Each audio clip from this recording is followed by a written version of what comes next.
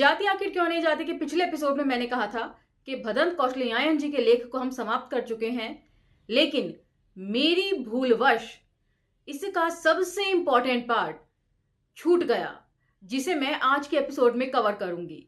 उम्मीद है आप लोग मुझे माफ कर देंगे इस चीज के लिए। तो एपिसोड 5 और 6 के बीच का ये एपिसोड है, जहां हमने है क्षत्रिय सम्मेलन छोड़ा था। उसी के आगे का ये टॉपिक है, सेपरेट टॉपिक है, इसीलिए इसे अगर आप अलग से भी सुनेंगे तो समझ में आ जाएगा। चलिए शुरू करते हैं। जय भीम, मैं शालिनी और आप देख रहे हैं अंबेडकर नामा। टॉपिक है सुधार के प्रयत्न और इसे है क्षत्रिय सम्मेलन से ऑनवर्ड्स सुनिए। जो एक बार किसी जाति में पैदा हो गया वह जन्म भर उसी में पड़ा रहे। इस तामसिकता के विरुद्ध देश और समाज के अनेक हित चिंतकों ने समय समय पर प्रयत्न किए हैं। तो यहां पर नई शब्दावली, नया शब्द तामसिकता का इस्तेमाल किया है भदंत जी ने। गूगल सर्च करके तामसिकता का मतलब देखिएगा, बड़ा इंटरेस्टिंग है, और फिर कमेंट सेक्शन में मुझे बताइएगा। ये आप लोगों के लिए काम है। वर्तमान युग के धार्मिक संप्रदायों के प्रयत्नों में आर्य समाज के संस्थापक स्वामी दयानंद की प्रेरणा के फलस्वरूप आरंभ हुए प्रयत्न विशेष रूप से उल्लेख योग्य हैं। स्वामी दयानंद ने एक जन्माश्रित वर्ण व्यवस्था को हिंदू जाति की मरण अवस्था कहा। इसी वजह गुण कर्मानुसार वर्ण व्यवस्था को चलाने का प्रयत्न किया। उनका कहना था कि प्राचीन काल में भारत में यही व्यवस्था प्रचलित थी, जिसे अब फिर से पुनर्जीवित करने की जरूरत है। तो यहां पर मैं ये बता दूं कि एनिहिलेशन ऑफ कास्ट यानी कि जाति का विनाश में हमने पूरा एपिसोड इसके ऊपर कवर किया था, तो आप वहां से इसको कनेक्ट करके समझ सकते हैं कि किस तरीके से जन्म के आधार पर नहीं, गुणों के आधार पर जो है वर्ण व्यवस्था लागू करने की बात कही थी। और जो बातें डॉक्टर अंबेडकर ने कही थी वहीं भदंत कौशलयायन जी ने भी कही हैं, लेकिन बेहद व्यंग्यात्मक शैली में। सुनिए। उनका कहना था कि प्राचीन काल में भारत में यही व्यवस्था प्रचलित थी, जिसे अब फिर पुनर्जीवित करने की जरूरत है। स्वामी दयानंद शब्द प्रमाण के मानने वाले थे। जिस बात को वे अपनी बुद्धि से भी देश तथा समाज के लिए कल्याणकारी समझते थे, उसे भी वे बिना वेद और शास्त्र के प्रमाणों के आगे ना बढ़ा सके। स्वामी दयानंद की दृष्टि में वर्ण व्यवस्था और छूत छात इसलिए अत्यंत निंदनीय थी क्योंकि उसी के होने से हिंदू समाज रसातल में चला जा रहा था और उसी के न होने से पड़ोसी मुसलमान ईसाई समाज उन्नति कर रहा था। हम नहीं कह सकते कि यदि अछूतों के ईसाई व मुसलमान धर्म ग्रहण करने के दृश्य स्वामी दयानंद की दृष्टि के सामने न होते तो इस अछूतपन, इस ऊंच नीच में अपने जो घोर अन्याय का भाव निहित है वह स्वामी दयानंद का ध्यान अपनी ओर आकर्षित करता या नहीं। तो बेहद व्यंग्यात्मक शैली में लिखा गया लेख है और बहुत खिल्ली उड़ा रहे हैं स्वामी दयानंद सरस्वती जी के इस गुण आधारित वर्ण व्यवस्था की, कि वर्ण व्यवस्था होनी ही क्यों चाहिए। गुणों के आधार पर भी क्या वर्ण व्यवस्था ही लागू करेंगे आप? उनकी वर्ण व्यवस्था को सुधारने तथा छूत छात को मिटाने की चिंता प्रधान रूप से हिंदू जाति की हित चिंता, हिंदू जाति के स्वार्थों की रक्षा की चिंता का परिणाम थी। हो सकता है कि उसमें मानवीय वेदना भी प्रेरणा रही हो, लेकिन उसकी अपील मुख्यतः जातिगत स्वार्थ परक ही रही। मतलब जो लोग हिंदू धर्म छोड़कर दूसरे धर्म अपना धर्मांतरण करवा रहे हैं, उनको कैसे शुद्धिकरण करके वापस लाया जाए, यही आर्य समाज का मूल तत्व था। नवीन आंदोलनों के लिए पंजाब हमेशा एक उर्वरा भूमि सिद्ध हुआ है। स्वामी दयानंद द्वारा संस्थापित आर्य समाज को भी पंजाब में बड़ी सफलता मिली। वहां के गुरुकुल तथा डीएवी स्कूलों और कॉलेज की व्यापकता इसका प्रमाण है। तो यहां पर अछूत समस्या जो लेख है भगत सिंह का सबसे चर्चित लेख, उसमें भी वे खिल्ली उड़ाते हैं कि स्वामी दयानंद सरस्वती भी 4 वर्णों से आगे न सोच सके, कि वर्ण व्यवस्था ही उनके दिमाग में रही। अछूतपन को खत्म करने के लिए उन्होंने कभी कुछ नहीं किया। आर्य समाज की ओर से अछूतोद्धार अथवा दलितोद्धार के अनेक प्रयत्न हुए। पुरानी वर्ण व्यवस्था को हटाकर नई वर्ण व्यवस्था स्थापित करने के भी दलितोद्धार के प्रयत्नों में आर्य समाज जो कुछ सफलता मिली भी समझी जा सकती है, पुरानी वर्ण व्यवस्था का विरोध कर नई वर्ण व्यवस्था स्थापित करने के प्रयत्न में बिल्कुल नहीं थी। अछूतोद्धार व दलितोद्धार करने के लिए आर्य समाज ने शुद्धि शस्त्र अपनाया। और किनकी शुद्धि और आखिर में शुद्धि अस्त्र शस्त्र क्या था वो सुनिए। दूसरों को अछूत समझने वालों तथा छूत समझने वालों के मन में कोई परिवर्तन विशेष लाने के लिए शायद किसी न किसी संस्कार की जरूरत थी, लेकिन तब वह संस्कार अछूतों का किस लिए, अपने को ऊंची जाति का समझने वालों में किस अधिकार से, किस न्याय से अपने को शुद्ध और दूसरों को अशुद्ध करार दिया। शुचिता के नाम पर जिन्होंने दूसरों को अछूत समझा, उनसे बढ़कर मानसिक मलिनता किसमें होगी। यदि शुद्धि की अपेक्षा थी या है तो उन्हीं की शुद्धि होनी चाहिए जो दूसरों को अछूत समझते हैं। मतलब जो दिवालिया, मानसिक दिवालियापन के शिकार हैं, दरअसल ट्रीटमेंट उनको मिलना चाहिए। आर्य समाज के शुद्धि आंदोलन का असर अच्छा न हुआ। अछूतपन के विरुद्ध जो थोड़ा प्रचार कार्य हो रहा था उतना अंश अच्छा था, लेकिन अछूतों की जिन जिन जातियों को आर्य समाज ने महाशय और आर्य बनाया, वे अपनी इन नई जातियां बन गईं, ठीक वैसे ही जैसे गांधी जी के हरिजन। तो अब मेरे नाम के पीछे जो आर्य जुड़ा है वो किस कारणवश आकर जबरदस्ती चिपक गया है मेरे नाम के साथ, ये आपको समझने में आसानी हो रही होगी अब। तो ये मेरे लिए कोई बड़े गर्व की बात नहीं है कि मेरे नाम के साथ आर्य जुड़ा हुआ है। मैं अपनी आइडेंटिटी समझती हूं और मुझे जरा भी हिचक नहीं है ये बताने में कि मैं एक चमार हूं। यही मेरी आइडेंटिटी है, नाम के आगे पीछे जो मर्जी लगा हो। पंजाब की अछूत माने जाने वाली कुछ जातियों के लोगों की शुद्ध करने के लिए न जाने कितने घी और हवन सामग्री आग में जलाई गई, उस पर भी कोई शुद्ध न हुआ। लोगों ने शुद्ध हुए लोगों के हाथ से शरबत पिए, लड्डू खाए और शुद्धि आंदोलन की इतिश्री हो गई। उसका एक कुफल यह भी हुआ कि कहीं कहीं उन जातियों में शुद्ध हुए और शुद्ध नहीं हुए का नया भेद पैदा हो गया, जो आपस में अच्छी कटुता का कारण बना। अन्य धर्मावलंबियों ने अपने धर्म में दीक्षित करने के लिए शुद्धि की बात समझ में आ सकती है, लेकिन आर्य समाज ने अपने ही धर्मावलंबियों को अपने ही धर्म में रखने के लिए शुद्धि का आविष्कार किया। यह शुद्धि सफल न हो सकी। उसका कारण यही है कि आर्य समाज ने नई वर्ण व्यवस्था स्थापित करने की कल्पना तो की, लेकिन फंसा रह गया वे पुरानी व्यवस्था के कुचक्र में ही। आर्य समाज के संस्थापक ने शायद समझा था कि वे और उनका समाज पुरानी बोतलों में नई शराब भरने में समर्थ रहेगा, नए सिरे से नए ढंग से ब्राह्मण क्षत्रिय वैश्य शूद्र बना सकेगा। लेकिन इसमें आर्य समाज बुरी तरह विफल हुआ। उंगलियों पर गिने जाने लायक कुछ लोगों को ब्राह्मण जाति में पैदा न होने पर भी वे पंडित जी अवश्य बना सका, लेकिन शायद एक भी ब्राह्मण को यह उनके गुण कर्मानुसार शूद्र न बना सका। तो जाति का विनाश पढ़ते वक्त इस बात को भी मैंने वहां मेंशन किया था। डॉक्टर अंबेडकर भी इस बात को कह रहे थे, जिसको मैंने फर्दर एक्सप्लेन किया था। एक पहाड़ी स्टेशन पर गुरुकुल कांगड़ी के 2 स्नातक वैद्यक की दुकान है। मुझे दोनों का आतिथ्य ग्रहण करने का सौभाग्य हुआ। देखा, एक गुण कर्मानुसार वर्ण व्यवस्था के पक्षपाती हैं, दूसरे विरोधी।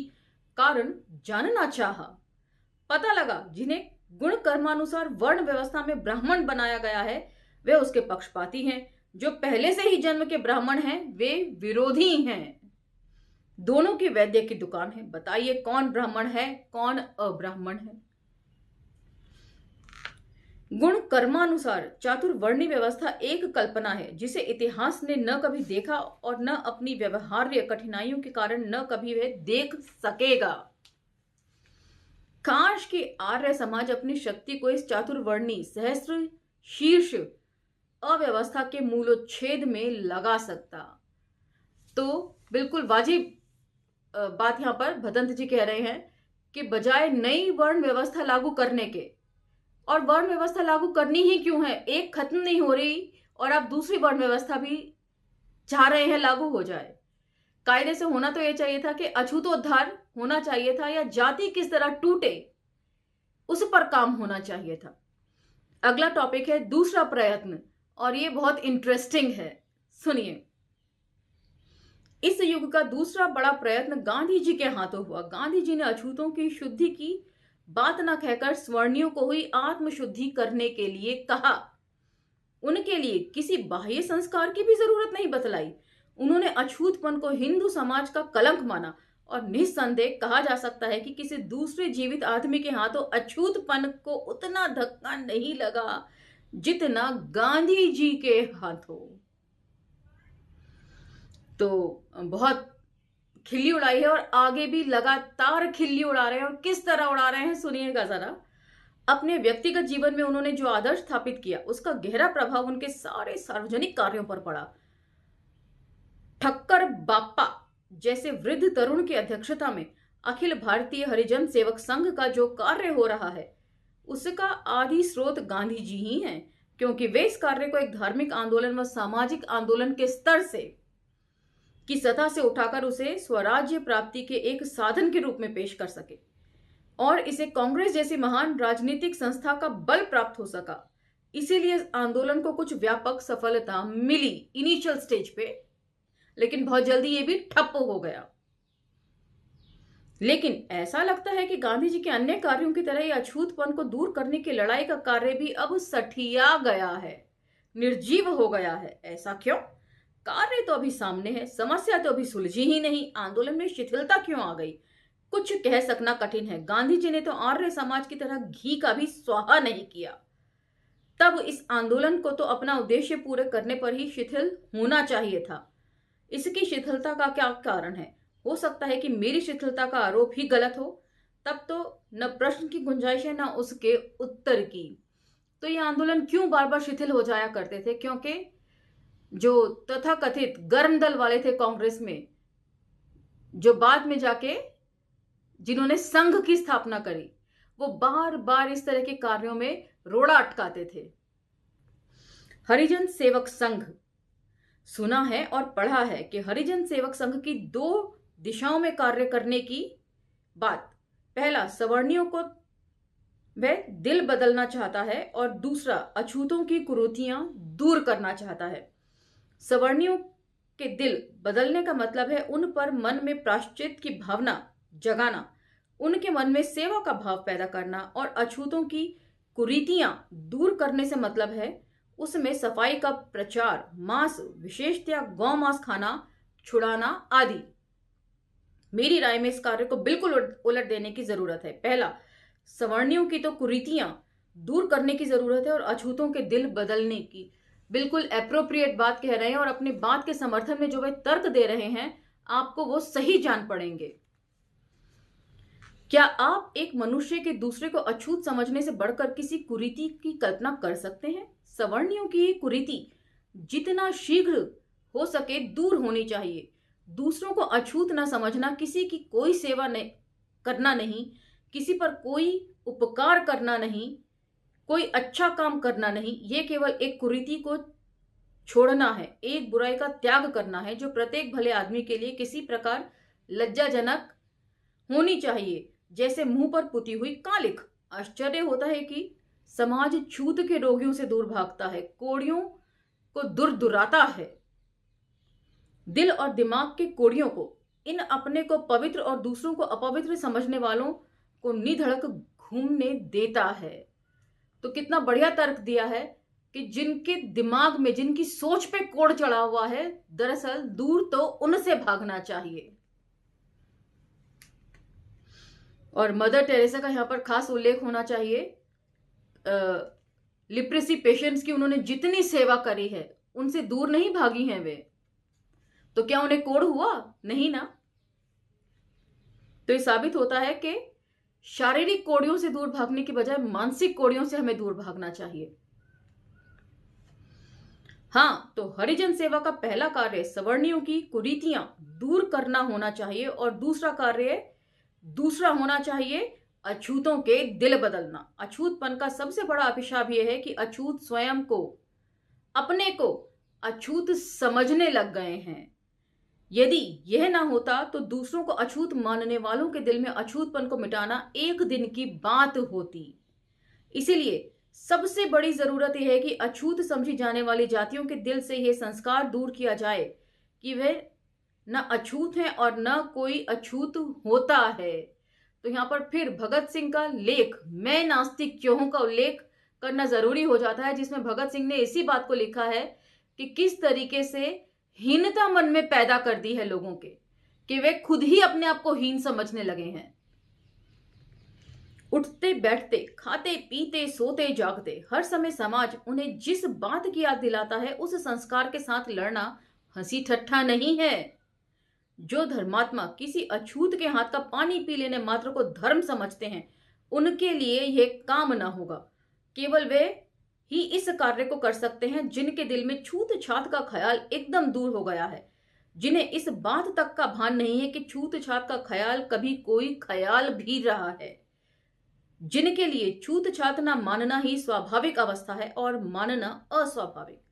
जिस तरह भी हो, कार्य यही करना है कि किसी तरह अछूतों के दिल बदले जाएं, मतलब उनमें कॉन्फिडेंस की भावना जगाई जाए। इस उद्देश्य की पूर्ति के लिए जो भी संस्थाएं जितना भी कार्य कर रही हैं वे स्तुत्य हैं। चाहे वे शिक्षा का कार्य करें चाहे कोई और, उनकी दृष्टि इसी ओर होनी चाहिए। तो फक्र महसूस होता है कि अंबेडकर नामा इस काम को बेहद ईमानदारी से कर रहा है, जन जन को शिक्षित करने का कार्य। कुरीतियां दूर करने के नाम पर सफाई आदि के कोरे उपदेश देना किसी का अपमान करने जैसा है। एक उपदेशक जिसे हारमोनियम पर 2-4 भजन गाने और व्याख्यान के नाम पर कुछ 10-20 बार कही हुई बातें ऊंचे स्वर में कह सुनाने के अतिरिक्त कुछ नहीं आता, जब वह दूध सी धुली धोती कुर्ता पहनता, पांव में चप्पल खड़खड़ाता हुआ किसी को सफाई का उपदेश देने खड़ा होता है ना, तब क्या यह किसी का अपमान करने जैसा नहीं होता? बिना किसी दूसरे की कंडीशन में अपने आप को रखे बिना तो लेक्चर कोई भी झाड़ सकता है, लेकिन किसी दूसरे की कंडीशन को भोग कर तब लेक्चर झाड़ना अलग बात होती है। यदि कोई जूते बनाने का पेशा करने वाले अपने साथी चमार को यह समझाए कि देखो मैं इस ढंग से काम करने के कारण तुम्हारी अपेक्षा अधिक साफ रहता हूं, तो बात समझ में आती है। लेकिन जिसे न दूसरे की परिस्थिति का ज्ञान न समझ, उसे क्या अधिकार कि वे बेसिर पैर की लंबी लंबी बातें करे। अनेक हरिजन सेवी संस्थाओं का बहुत सा रुपया ऐसे सफेद पोश उपदेशकों की उदरपूर्ति का साधन बना है। और वैसे भी मैं एक कार सेवक था, भंवर मेघवंशी जी की आत्मकथा में उन्होंने बखूबी लिखा है कि जो उस कंडीशन में थे भी नहीं, जो कभी भूखे रहे भी नहीं, उन्होंने भूख को लेकर बहुत मार्मिक जो है भाषण दिया था। मुझे ख्याल है कि एक बार विद इन ब्रैकेट राजपूताना के किसी हरिजन सेवक संघ के नाम की रिपोर्ट छपी थी। उसमें लिखा था, हमने इतने आदमियों के मुंह धुलवाए और इतनों को दांतों ने कराई। कैसी तुच्छता लिए हुए थी वह रिपोर्ट। पिछले सभी आंदोलनों की अपेक्षा गांधी जी के अछूतपन को दूर करने के प्रयत्नों में मानवीय कर्तव्य की प्रेरणा अधिक रही है, लेकिन फिर भी यह नहीं कहा जा सकता कि इन प्रयत्नों में हिंदू समाज के हितों की रक्षा की ओर से बिल्कुल उदासीनता रही है। अभी तक अछूतपन को दूर करने के प्रयत्न या तो हिंदू धर्म की डूबती नैया को बचाने के लिए हुए हैं या स्वराज्य पाने के लिए, अंग्रेजों के हाथ से कुछ राजनीतिक सत्ता अपने हाथ में ले लेने के लिए। अछूतपन अपने में एक लज्जा का कारण है। अछूतपन अपने में समाज का कोढ़ है और उसे कोढ़ी बनाए है। इसीलिए जल्दी से जल्दी इसका नाश होना चाहिए। केवल इस प्रेरणा को लेकर अछूतपन को दूर करने का जोरदार प्रयत्न एक भी नहीं हुआ है। तो अब फाइनली यहां पर यह टॉपिक समाप्त होता है। 5वें और 6ठे एपिसोड के बीच का यह एपिसोड था, जो अब एपिसोड 7 के नाम से चढ़ेगा।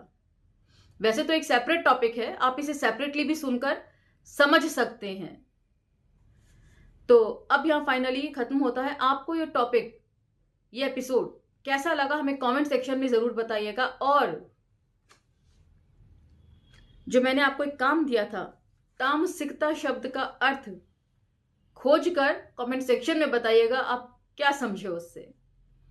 मिलते हैं अगले एपिसोड में, और अगले एपिसोड में अब हम फाइनली डॉक्टर राम मनोहर लोहिया जी के लेख के ऊपर चर्चा शुरू करेंगे। उसे सुनना मत भूलिएगा। तब तक इंतजार कीजिए और अम्बेडकर नामा को लाइक, शेयर, सब्सक्राइब करते रहिए। धन्यवाद।